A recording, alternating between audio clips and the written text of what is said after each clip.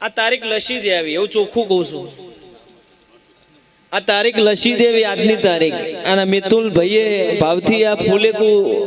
આલ્યું છે આજની તારીખ લસી દેવી મિતુલ ભાઈ કોઈના ઘેર ઘોડીએ હડતાલ પડી હોય છે ભાવળો પોરાનો આ દાડો અને એના ઘોડીએ હિલોળ નોખું ના મારું નોમ મેલડી નહીં